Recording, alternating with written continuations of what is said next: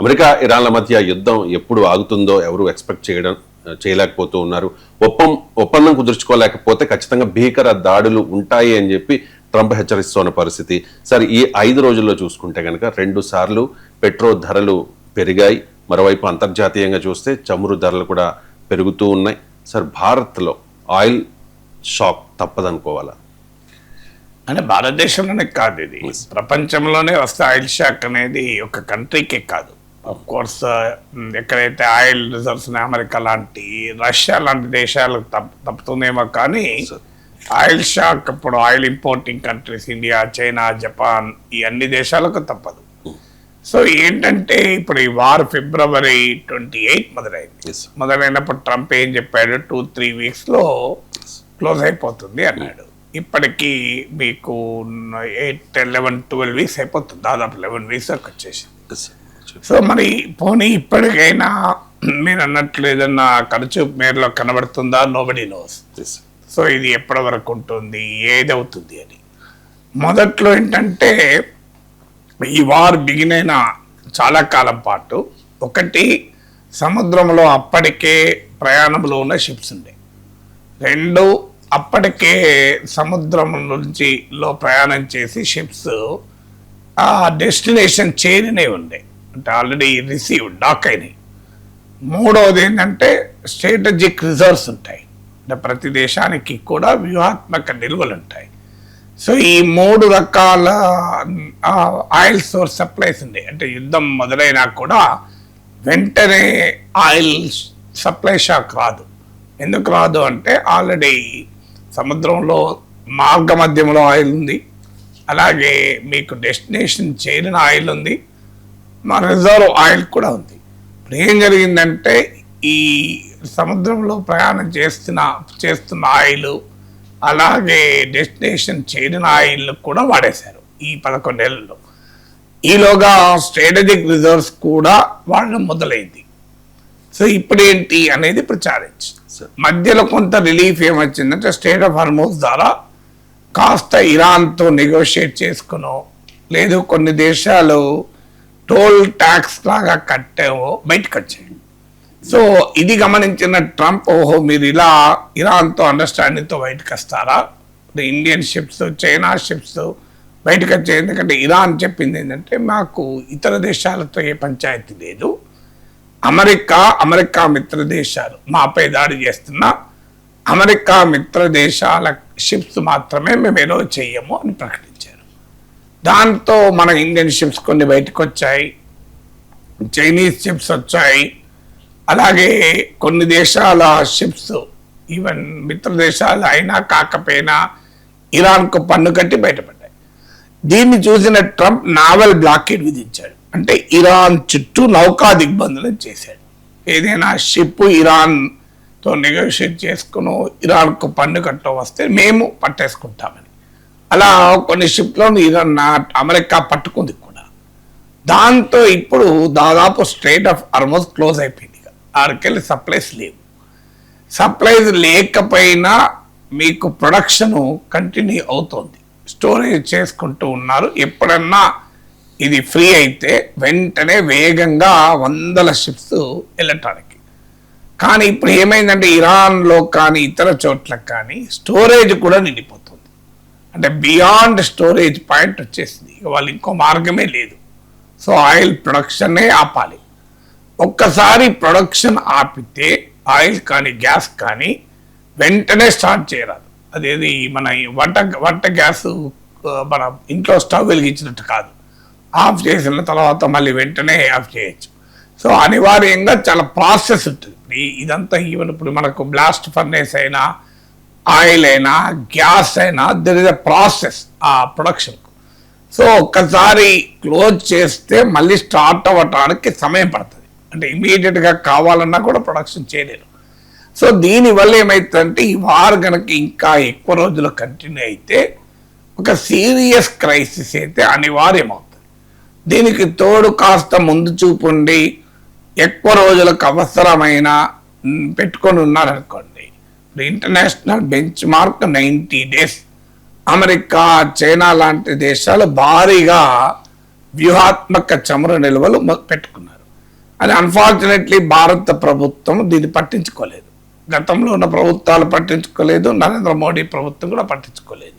మీకు 1991లో balance of payment crisis వచ్చాక ఈ స్ట్రాటజిక్ పెట్రోలియం రిజర్వ్స్ అనే కాన్సెప్ట్ వచ్చింది, SPR అంటారు. ముఖ్యంగా 2000స్లో ఇది చాలా ప్రామినెంట్గా ముందుకొచ్చింది. వాస్తవంగా 2014 వరకు యూపీఏ ప్రభుత్వం ఉంది, మరి వాళ్ళు పట్టించుకోలేదంటే వాళ్ళకు ఒక ఛాలెంజ్ ఉండే. అప్పటికి ఆయిల్ ప్రైసెస్ ఎలివేటెడ్గా ఉండే. ఎప్పుడు కూడా మనం తక్కువ ఉన్నప్పుడు కదా కొని పెట్టుకుంది, ఎక్కువ ఉన్నప్పుడు పెట్టుకోలేం కదా. సో యూపీఏ ప్రభుత్వం పోయేంత వరకు కూడా అబౌవ్ $100 ఉంది. అందువల్ల స్ట్రాటజిక్ పెట్రోలియం రిజర్వ్స్ అనే కాన్సెప్ట్ ఉన్నా అది ఎక్స్పాండ్ చేసుకోలేకపోయారు, అందులో కూడా పూర్తిగా నింపుకోలేకపోయారు. సో ఎందుకంటే ఎలివేటెడ్ ఆయిల్ ప్రైసెస్ ఉంటాయి. కానీ 2014 తర్వాత నరేంద్ర మోడీ ప్రభుత్వానికి ఒక అద్భుతమైన అవకాశం వచ్చింది. ఎందుకంటే కరోనా టైంలోనైతే $25కి పడిపోయింది. పోనీ కరోనా టైంలో మన అవసరాలకు కూడా ఉంటాయి కనుక పక్క పెడదాం. తర్వాత $40, $50, $60 పర్ బ్యారెల్. అసలు మొత్తం 2014 నుంచి ఇప్పటి వరకు మీరు గమనిస్తే ఒక 10% టైంలోనే అది 100 దాకా ఉంది. యుక్రెయిన్ వార్ అప్పుడు ఒక్కసారి వచ్చింది, మళ్ళీ ఇప్పుడు వచ్చింది. మీకు ఈవెన్ February 28 వార్కు ముందు కూడా global oil prices $70 per barrel ఉండే. అన్ఫార్చునేట్లీ నరేంద్ర మోడీ ప్రభుత్వ అసమర్థత వల్ల, ముందు చూపు లేకపోవడం వల్ల ఆ స్ట్రాటజిక్ పెట్రోలియం రిజర్వ్స్ నింపలేదు. అది నింపి ఉంటే అలా ఈ ప్రాబ్లం మనకు ఉండేది కాదు. ఎక్స్పాండ్ చేసి నింపి ఉంటే అది మరి కారణాలు ఏదైనా, ఎల్పిజి అయితే అసలు ఏమీ స్టోరేజ్ లేదు మనకు, ఆల్మోస్ట్ నో స్టోరేజ్. ఇక ఆయిల్ రిజర్వ్స్ కూడా 7 days. ఇప్పుడు లేటెస్ట్గా చెప్పేది ఏంటంటే 7 రోజులకు సరిపోయేంత మాత్రమే మనకు స్టోరేజ్ ఉంది అని. Only 7 days. ఎందుకంటే మన ఒకప్పుడు స్ట్రాటజిక్ పెట్రోలియం రిజర్వ్స్ ఏర్పాటైన కన్జంప్షన్ కాదు కదా. ఇప్పుడు మన కన్జంప్షన్ పెరిగింది. కన్జంప్షన్ పెరిగినాక అప్పుడు 50 ఏళ్ళు 20-30 ఏళ్ళ కింద గండిపేట హిమాయత్ సాగర్ సరిపోయింది హైదరాబాద్ ప్రజలకు. కానీ ఇవాళ 30 ఏళ్ళ తర్వాత సరిపోవడం లేదు. ఎందుకు మరి? అదే గండిపేట అదే హిమాయత్ సాగరే కావచ్చు, కానీ ఇక్కడ ఆ నీళ్ళు అవసరం ఉన్న వాళ్ళు పెరిగారు కదా. అందుకే మనం కృష్ణా నుంచి తెచ్చుకున్నాం, గోదావరి నుంచి తెచ్చుకున్నాం. అయినా సరిపోకపోతే కృష్ణా నుంచి తెచ్చుకుంటున్నాం. సో ఇప్పుడు మనకు వాస్తవంగా ఇంకా అట్లీస్ట్ ముందు చూపు ఉంటే ఇంకొక 2-3 రిజర్వాయర్స్ కావాలి గండిపేట హిమాయత్ సాగర్ లాగా. కానీ రాజకీయ పార్టీలకు ఏంటంటే తాము 5 ఏళ్ళ అధికారంలో ఉంటారు కనుక లాంగ్ టర్మ్ దృష్టి ఉండదు. మీకు వాస్తవంగా మోడీ ప్రభుత్వానికి ఒక అద్భుతమైన అవకాశం వచ్చింది. ఈ స్ట్రాటజిక్ పెట్రోలియం రిజర్వ్స్ ఎక్స్పాండ్ చేయాల్సిందే. అన్ఫార్చునేట్లీ ఎక్స్పాన్షన్ పక్కకు పెట్టు, ఉన్నది కూడా కొన్ని నింపుకోలే. విచిత్రం ఏంటంటే జూన్ 2025లో 12-day వార్ నడిచింది. ఉక్రెయిన్ వార్ అప్పుడు పెరిగింది. ఇంత క్లియర్ షాక్స్ ఉన్నా మళ్ళీ వార్ వస్తుందేమో అని ముందు జాగ్రత్తగా కనీసం ఉన్నవన్న నింపుకొని పెట్టుకోవాలి కదా. ఇప్పుడు మనకు జలమండలి వాళ్ళు ఒక పేపర్లు వస్తుంది, రేపు ఉండదు నీళ్లు, వాటర్ రాదు అని. మనం ఏం చేస్తాం? ఓ టబ్బులు కొనుక్కుంటాం, ఓ టబ్బులో నింపి పెట్టుకుంటాం, బకెట్లు నింపి పెట్టుకుంటాం, ఆఖరికి మగ్గులో కూడా నింపి పెట్టుకుంటాం. లేదు ఈ లోపలే బట్టలు ఏమన్నా ఉతికేసేసి అంటాం. సో అన్నీ పెట్టుకుంటాం. ఎందుకు పెట్టుకుంటాం మనం? మళ్ళీ వాటర్ వచ్చేదాకా ఈ వాటర్ సరిపోవాలని. ఒక హౌస్ హోల్డ్ ఇంత ప్లానింగ్ చేస్తుంటే ఉక్రెయిన్ వారప్పుడు 100 దాటింది, 12-day వారప్పుడు 100 దాటింది జూన్ 2025లో. కానీ మీకు 2026 February 28 వరకు $70 ఉండే బ్యారెల్. అంతకుముందు 60 ఉండే. మరి అప్పుడు ఎందుకు మనం నింపుకోలేదు? ఆన్సర్ లేదు. అది మోడీ ప్రభుత్వం చెప్పదు. ఇప్పుడు మనకు పొదుపు మంత్రాలు చెప్తారు, మీకు ముందు చూపు ఎందుకు లేదంటే తెలియదు. సో మీకు ఇప్పుడు అసలు టోటల్ ఇప్పుడు మన భారత్కున్న స్ట్రాటజిక్ పెట్రోలియం రిజర్వ్స్ కెపాసిటీలో 64% నింపింది. ఇప్పుడు ఇది అంటే ప్రభుత్వ వైఫల్యాలు కూడా, యుద్ధమే కాదు ప్రభుత్వ వైఫల్యాలకు కూడా ఆయిల్ షాక్ కారణమైతే అంటానికి చెప్పేది. ఇది కాదు పోనీ డొమెస్టిక్ ప్రొడక్షన్ అన్న ఒక దూరదృష్టితో పెంచారా? ఇప్పుడు నెహ్రూని ఇంత తిడతారు వీళ్ళు. నెహ్రూ ప్రైమ్ మినిస్టర్ అయ్యే టైంకు భారతదేశంలో గుండు సూది కూడా తయారు కాదు, సరిపోయినంత గోధుమలు కూడా తయారు కాదు మన దగ్గర, మన అవసరం అన్నట్ట. గోధుమల్ని అమెరికా నుంచి మనం దిగుమతి చేసుకున్నాం సరిపోక. PL 480 ఒక వెరైటీ తెచ్చుకున్నారు రవిశంకర్. దానివల్లనే మనకి ఆస్తమా అనే గడ్డి వచ్చింది. ఆస్తమాకు కారణమయ్యే పార్థీనియం అనే ప్లాంట్ అప్పుడే వచ్చింది మన దేశంలోకి, అంతకుముందు లేదు మనకు. సో అలాంటి పరిస్థితుల్లో నెహ్రూ ఏం చేశారు చూడండి. ఇప్పుడు నెహ్రూ రోజు తిడతారు వీళ్ళు, మోడీ ఏం చేయలేదో చెప్పాడు మీకు, స్ట్రాటజిక్ పెట్టుకోలేదో పెట్టుకోలేదు. నెహ్రూ ఏం చేశాడు, వాటర్ ప్రాబ్లం ఉండకూడదని బక్రానంగల్, నాగార్జున సాగర్, ఇరాకోడ్ లాంటి భారీ ఇరిగేషన్ ప్రాజెక్టుల ప్లాన్ చేశాడు. అమెరికాకు వెళ్ళాడు, అమెరికా వాళ్ళు సాయం చేయాలంటే సోవియట్ యూనియన్ వెళ్ళాడు, వెళ్ళి జియో ఫిజికల్ ఎక్స్ప్లోరేషన్ మొదలుపెట్టారు. ఆయిల్ ఓఎన్జీసీ ఇలాంటి కంపెనీలకు మీరు గూగుల్లో కొట్టండి వస్తుంది. నాకు గుర్తున్నంత వరకు నెహ్రూ టైంలే ఓఎన్జీసీ ఏర్పాటైంది. బట్ అట్లీస్ట్ ఆయిల్ ఎక్స్ప్లోరేషన్కు ఒక పునాదులు వేశారు. ఆయిల్ ఎక్స్ప్లోరేషన్ ప్రొడక్షన్ సోవియట్ సహాయంతో, అలాగే స్టీల్ ప్రొడక్షన్ కొరకు స్టీల్ సిటీలు ఇలాంటి స్టీల్ ప్లాంట్ల కొరకు ప్రణాళికలు వేశారు. ఎలక్ట్రానిక్ రంగంలో పునాదులు వేశారు. ఆహార రంగంలో మీకు గ్రీన్ రెవల్యూషన్కు పునాదులు వేశారు. ఇలా దేశంలో ఒక గుండు సూది నుంచి చాలినంత గోధుమలు కూడా తయారు చేయలేని పరిస్థితిలో ఆయిల్, స్టీలు, అల్యూమినియము, నిక్కలు, కాపరు, న్యూక్లియర్ కూడా, ఆటమిక్ రీసెర్చ్ సెంటర్ మీకు తారాపూర్లో అణు విద్యుత్ ప్లాంట్ ఎప్పుడు వచ్చింది? 69లో వచ్చింది. నెహ్రూ చనిపోయింది 64. 50s 60sలో హోమీ బాబా నాయకత్వంలో రీసెర్చ్ వల్ల వచ్చింది. ఓఎన్జీసీ 1956 సార్, నెహ్రూ హయాంలో. నెహ్రూ గారి సమయంలో, అందుకే చెప్పింది మీకు, నెహ్రూ గారి సమయంలో వచ్చినాయి, మామూలుగా లేవు అసలు మీకు. అలాగే మానవ వనరులు, హై క్వాలిటీ హ్యూమన్ రిసోర్సెస్ లేవు మనకు. అందుకొరకు ఏం పెట్టారు మీకు, ఐఐటీలు పెట్టారు, ఐఏఎం పెట్టారు. మీరు కావాలంటే వెరిఫై చేయండి. ఫస్ట్ ఐఐటి ఎప్పుడు పెట్టారు, ఫస్ట్ ఐఏఎం ఎప్పుడు పెట్టారు, first all India institute of medical sciences ఎప్పుడు పెట్టారు చూడండి. మీకు నాకు గుర్తున్నంత వరకు 3 నెహ్రూ టైంలోనే. సో మానవ వనరుల కొరత ఉంది కనుక, హై క్వాలిటీ మానవ వనరుల కొరత ఉంది కనుక ఐఐటీలు, ఐఏఎంలు, మీకు all India institute of medical సైన్సెస్లు పెట్టారు. ఇలా ప్రతి రంగంలోనూ ఫెర్టిలైజర్స్ కొరత ఉంది కనుక ఫెర్టిలైజర్ ప్రొడక్షన్ పెట్టారు. అంత మహత్తరమైన ప్లానింగ్ చేస్తే సెకండ్ 5-year ప్లాన్లో నెహ్రూకు అత్యంత సన్నిహితుడు పిసి మహల్నబీస్, ఆయన ఇండియన్ స్టాటిస్టికల్ ఇన్స్టిట్యూట్ ఏర్పాటు చేశాడు.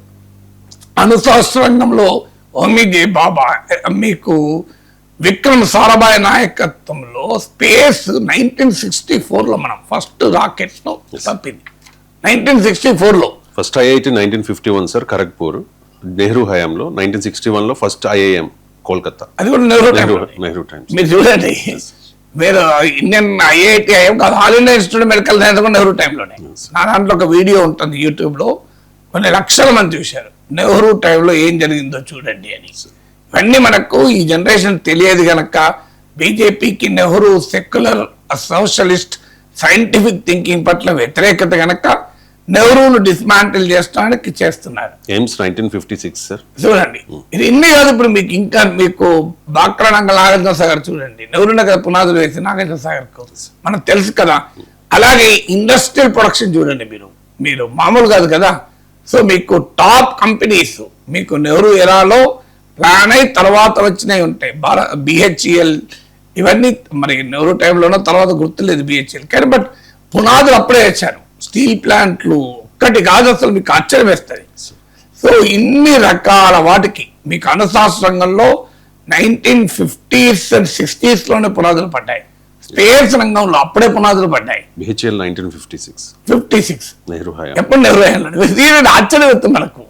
అసలు ఎన్ని మీకు ఒక్కటి కాదు, మీకు అసలు రీసెర్చ్ సెంటర్స్, మీకు టాప్ మోస్ట్ రీసెర్చ్ సెంటర్స్ కూడా నెహ్రూ హయాంలోనే పుట్టాయి. బికాజ్ ఇది హైలీ సైంటిఫిక్ థాట్ ఉన్నతను, శాస్త్రీయ దృక్పథం.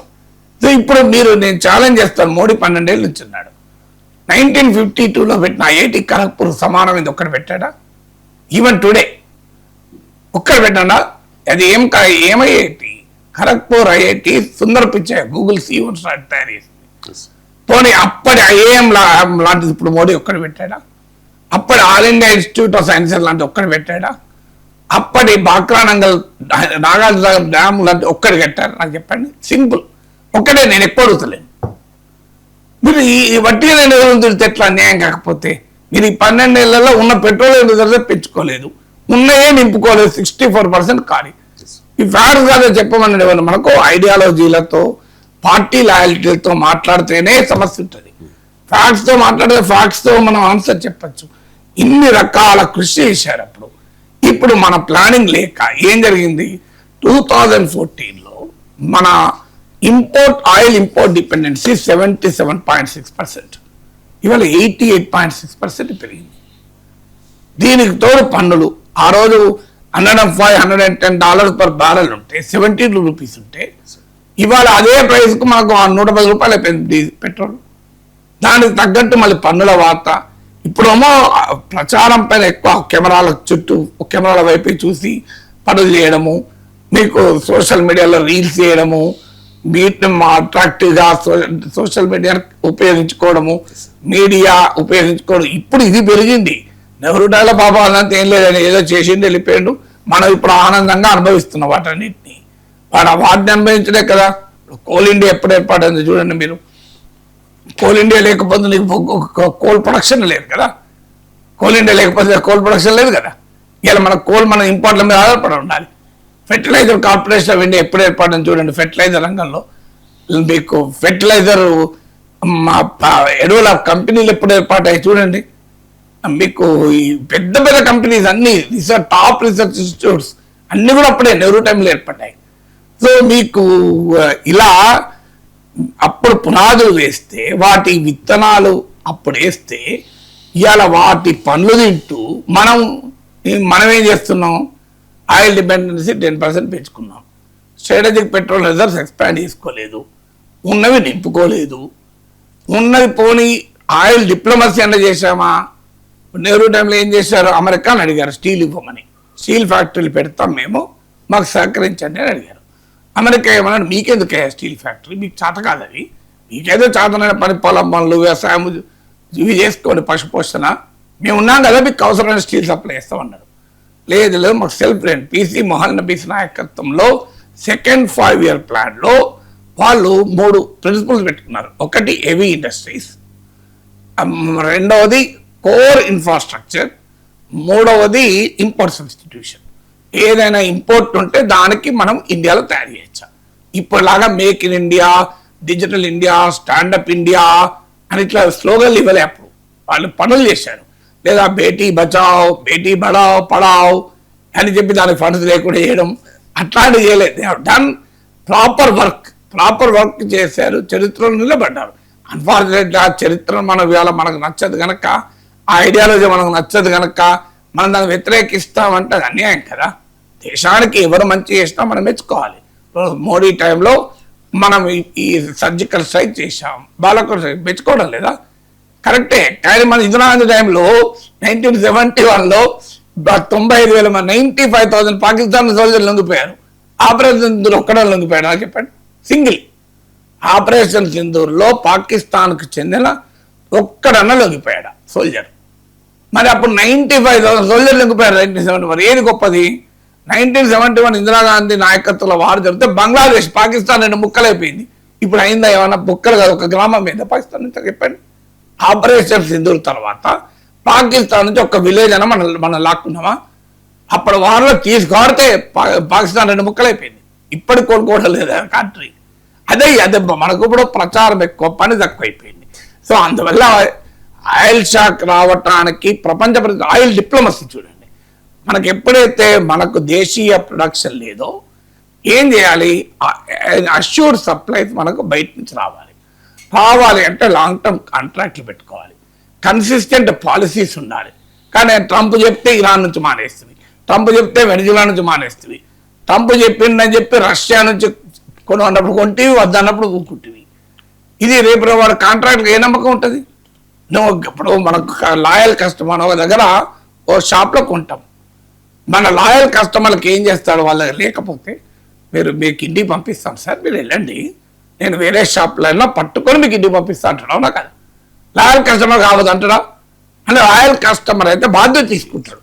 ఏం లేదు సార్, పట్టుకు వెళ్ళండి, లాయల్ కస్టమర్. నేను నిన్న షర్ట్ మా మేడం వెళ్ళారు, నేను రెగ్యులర్గా ఆ షాప్లోకి వెళ్తాను.